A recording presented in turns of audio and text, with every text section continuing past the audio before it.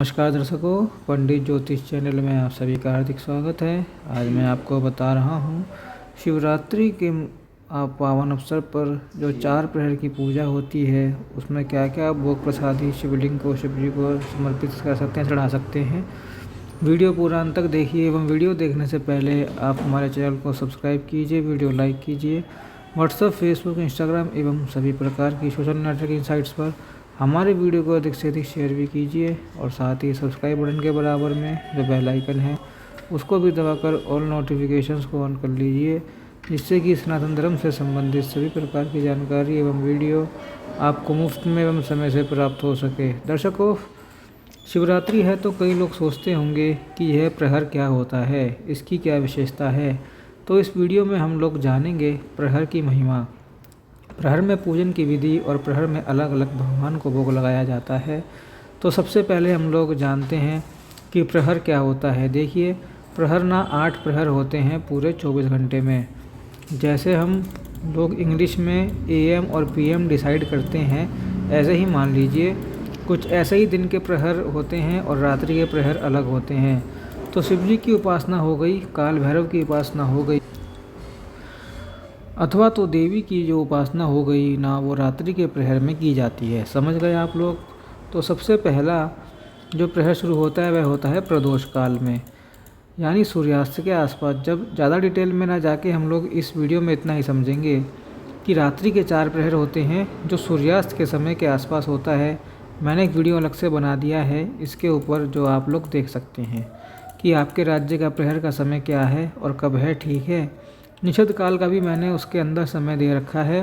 अब हम लोग वीडियो में आगे बढ़ते हैं। तो 4 प्रहर होते हैं। सूर्यास्त जब होगा 26 तारीख को, तो शिवरात्रि 26 तारीख का जब सूर्यास्त होगा शाम को 6:30 के आसपास, उस समय से लगभग आपका पहला प्रहर शुरू हो जाएगा। वो पहला प्रहर माना जाएगा। ऐसे ही एक एक प्रहर 3 घंटे का होता है। 3, 6, 9, 12, ये पूरे 12 घंटे में आपके 4 प्रहर हो जाएंगे। यानी सूर्योदय तक 27 तारीख तक जो सूर्योदय होगा वहाँ तक आपका चौथा प्रहर पूरा हो जाएगा। तो प्रहर आप लोगों को शॉर्ट में मैंने समझा दिया, टाइम इंटरवल। अब आप लोग समझ गए होंगे। अब देखिए प्रहर में पूजन की क्या महिमा है।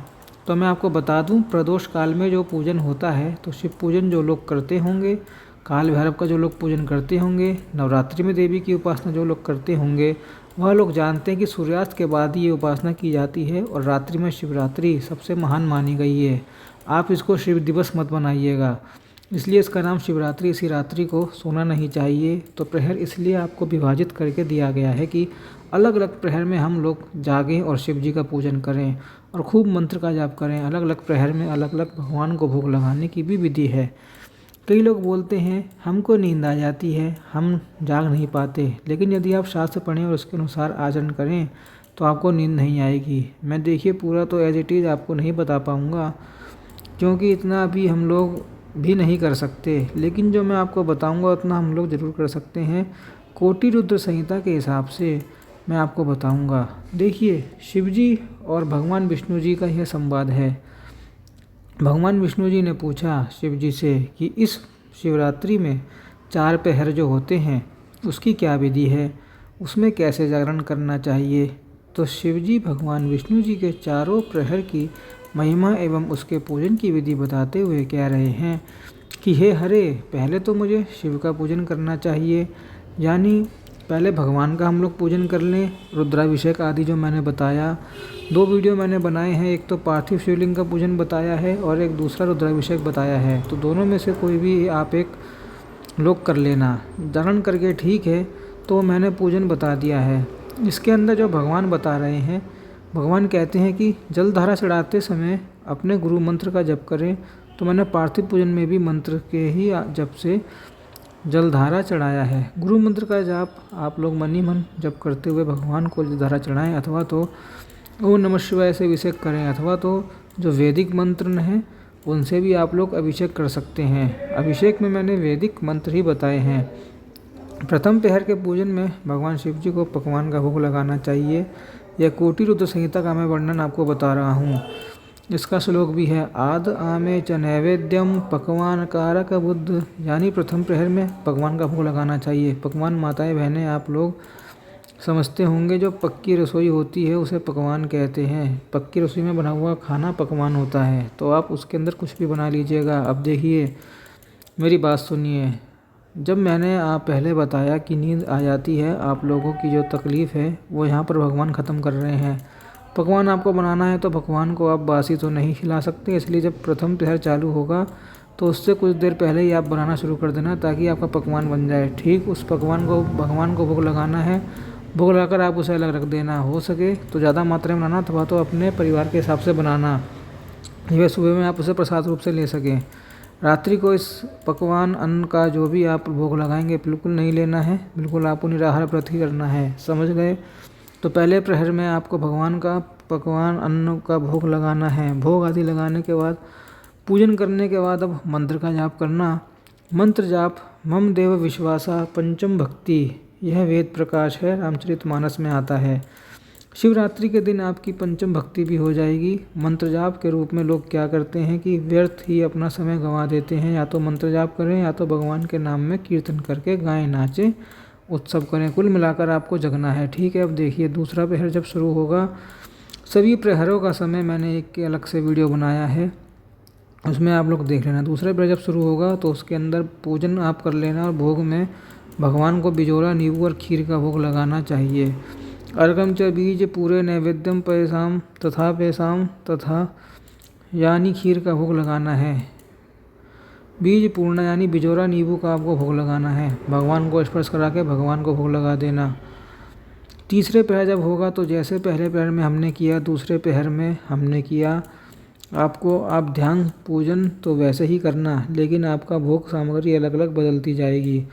तो दूसरे प्रहर में माताएं बहनें चाहे भाई बंधु को खीर बासी नहीं चढ़ाना। पहले ही आप अच्छे से आधे घंटे पहले, दूसरा प्रहर शुरू होने से पहले आप लोग खीर बना लेना, ताज़ा ताज़ा भगवान को चढ़ाना। अब देखिए तीसरा प्रहर जब शुरू होगा तो इसके अंदर भगवान कहते हैं, भगवान खुद बता रहे हैं मुझे क्या भोग लगाना है। भगवान कह रहे हैं कि मालपुआ का भोग लगाइए, कच्ची सब्जियाँ भी चढ़ाइए। तीसरे प्रयास शुरू होने से जस्ट पहले जग जाना, भगवान का नाम लेते हुए मालपुआ बनाना। नमः शिवाय, ओम नमः शिवाय में गुनगुनाते हुए आप प्रसाद तैयार करना। मालपुआ का भोग आपको तीसरे प्रहर में लगाना है। फिर उसके अंदर कच्ची सब्जी का भी आपको अर्पित करना है।